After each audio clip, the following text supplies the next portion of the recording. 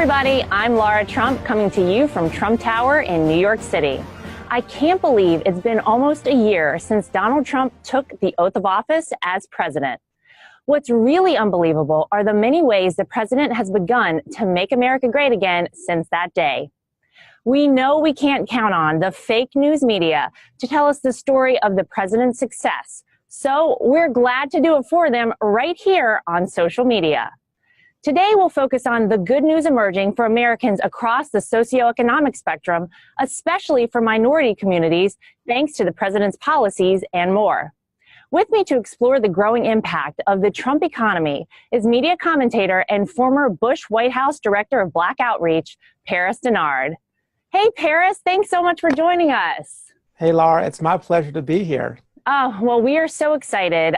Just want to talk to you a little bit because during the campaign, the president made a special pledge to improve the lives of minorities in America.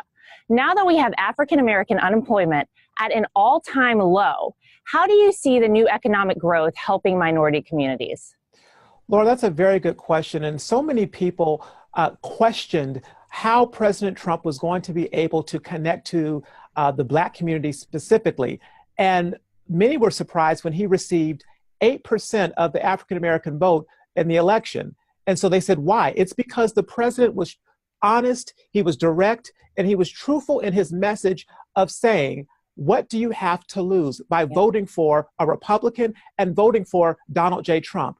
What we have seen in just this short amount of time that he's been president is the president's policies actually working to improve the lives of the American people, especially those in the Black community.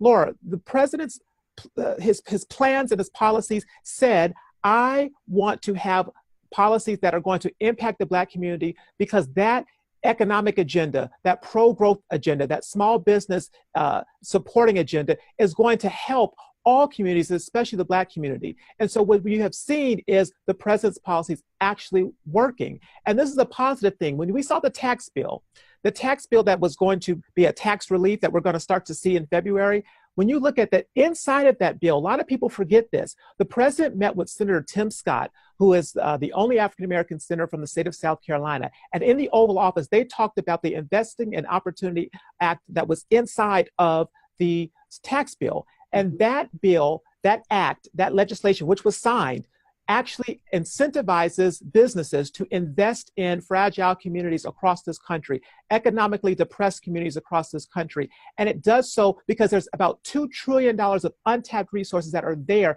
that can be harnessed into the Black community and other fragile communities to help grow, expand, and invest. And so the president was true, the president was right, and his policies are working. And that's a positive thing for the country. And it's amazing, Paris, that you bring that up because why haven't we heard about that from the mainstream media?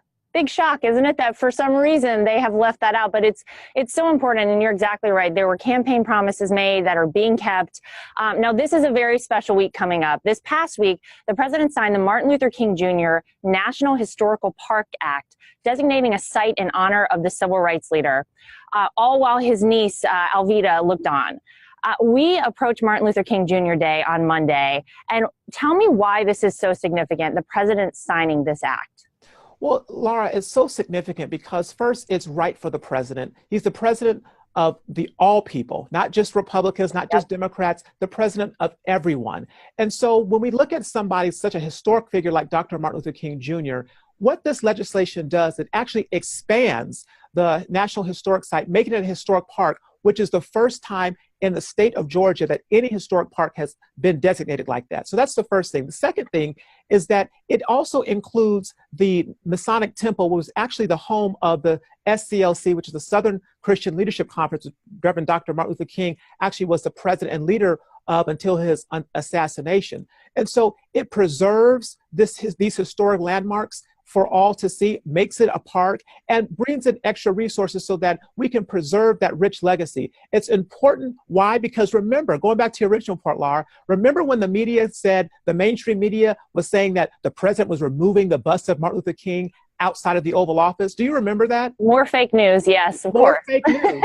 And so the bust is still there. Every time anybody goes into the Oval Office, the bust of Martin Luther King Yep. Jr. is still there. I've seen it many times myself. You have. I've seen it. Everybody Yep. sees it on camera. And if you have the privilege of going to the Oval Office, which I hope many do, and many have under this president, they will see it. That's why this is also important, because this president believes in symbolism. Not only symbolism, but he believes in action. And when he wrote his name on that legislation, that was something that was significant, not just to the Black community, not just to the state of Georgia, but to every American that goes down to Atlanta and can see this. These are positive things, and I'm glad the president is doing it. Oh, you're so right. And Paris, we want to thank you, because every day I see you out there defending the president. You are on the front lines of so many debates in the media, defending him, putting yourself on the line every day. But people want to know, how can we break through the media obstacles and share the great news about the millions of jobs the president is creating and his booming economy?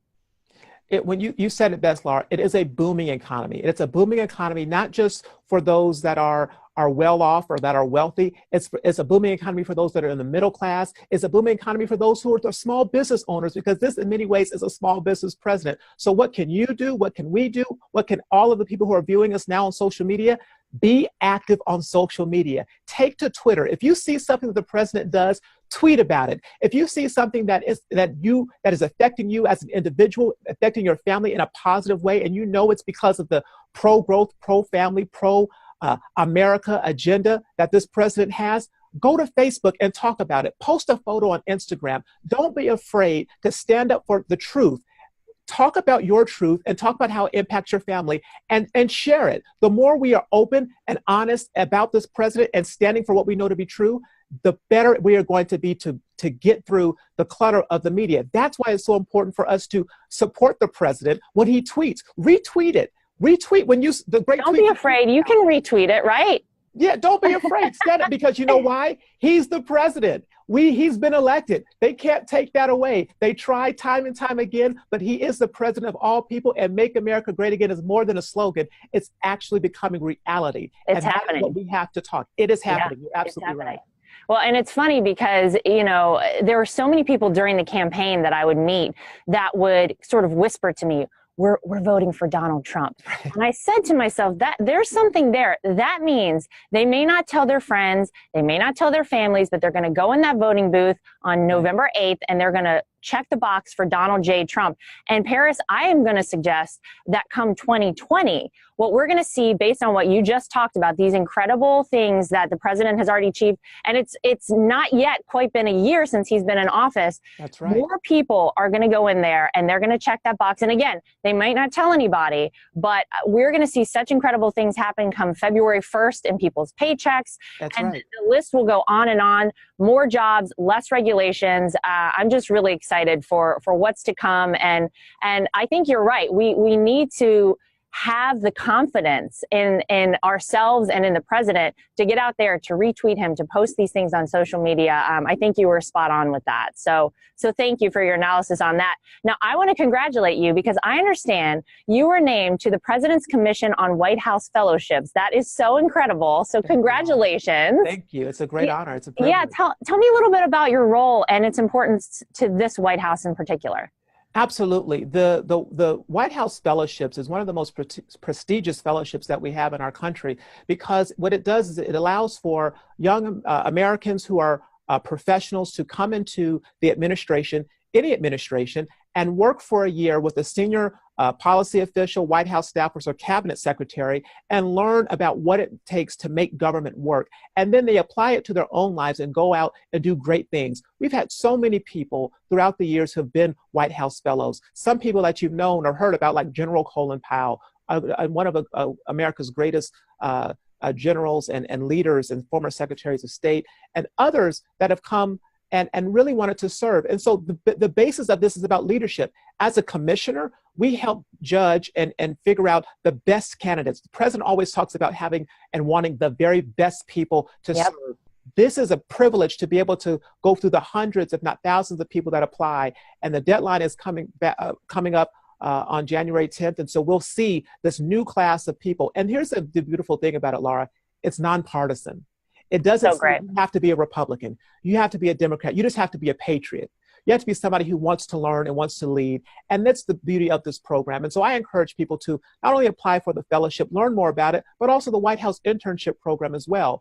There's so many people who don't even know because the media doesn't talk about it. They think the programs aren't there. The White House internship, the White House fellowship is alive and well, and they want many Americans to apply and be a part of it. And I'm just happy to encourage more people to do it and be a part of the body that actually helps decide the great Americans who are going to serve and be in this administration as a White House fellow. It's a great opportunity for many Americans to take advantage of. Oh, absolutely. And it sounds like you've got your work cut out for you. So good luck. I'm sure you'll get so many great resumes from people. Now, Paris, as we learn more about the president's agenda in 2018, including immigration, infrastructure, healthcare, so much more, what are your expectations for the president's agenda this year, especially with such a narrowly divided Congress?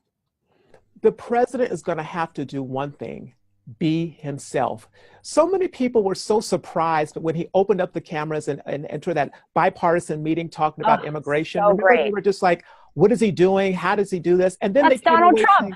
saying, right. That's right. It's Donald Trump at his finest. It's the Donald Trump that you know. It's the Donald Trump that I know. It's the President Trump that the American people voted for because he is a negotiator. He is someone who brings people to the table and wants the best and brings out the best in people. And so the American people and many of those senators on the other side of the aisle saw that for the first time. And so the president has to be himself and go in, and we need to let the president do what he needs to do, give him the leeway to do that so that he can get it done for the American people. We have to trust him. The American people voted him into office because they wanted him to make the tough decisions. And he is going to do that and encourage the people in the Congress to do their job. But I believe he has a bold agenda. And if we support him and support those Republican candidates who want to come to DC to support him and that Make America Great Again agenda, we're going to see some great things when it comes down to finally figuring out how to have the best solution for this immigration debacle that we've been in, to do something about the crumbling infrastructure in our nation, and to continue to fight ISIS and make a secure and safe America. These are the priorities of this president, not to mention the economic growth that's going to come down the pike as well that we're going to see in February starting on our paychecks. But we have to support him and the Republicans in Congress and the Republicans that are running that want to be a part of this agenda, because as a team, we have to unite around him. And remember, the United States of America, the United Republican Party, the united candidates that are going to come to do this thing for this agenda is the only way we can make it happen. So it takes an army of people of supporting them and getting on this Trump train, because it hasn't finished, it's not over, and it's full steam ahead, as you very well know. Yes, it's just getting started. So you are so spot on. Paris, we so appreciate you coming on and sharing your insights with us. My friend, thank you so much for everything. Thank you for all you do every day to support the president. Thank you, Laura, and thank you for this platform. It's so important to break through and make sure that we are active and supporting him on social media to break through the lies that we hear and the fake news. This is so important, and I'm glad to be here. Oh, thank you. Thanks, Laura. And thank you for joining me today as well. You can count on us to keep delivering the great story about President Trump's progress to make America great again right here on social media. I'm Laura Trump from Trump Tower in New York City. Good night, everybody.